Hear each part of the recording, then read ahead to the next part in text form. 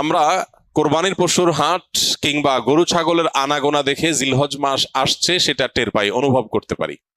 অথচ সাহাবা ইকরাম রিদওয়ানুল্লাহি তাআলা আলাইহিম আজমাইন তারা জিলহজের প্রথম 10টি দিন ইবাদতের ব্যাপারে এত বেশি মাশগুল হতেন, এত বেশি রত থাকতেন যে তাদের বাজারে ঘাটে জিলহজের প্রথম দশকের আলামত বোঝা যেত।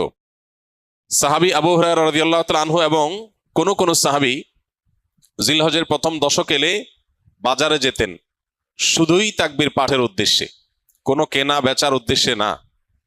বাজারে দুনিয়াদারিতে মগ্ন মানুষগুলোকে জিলহজের প্রথম দশকের ইবাদতের ব্যাপারে স্মরণ করানো। এই জন্য বাজারে গিয়ে এই দশকে বলতেন আল্লাহু আকবার, আল্লাহু আকবার, লা ইলাহা ইল্লাল্লাহু, আল্লাহু আকবার, আল্লাহু আকবার ওয়া লিল্লাহিল হামদ।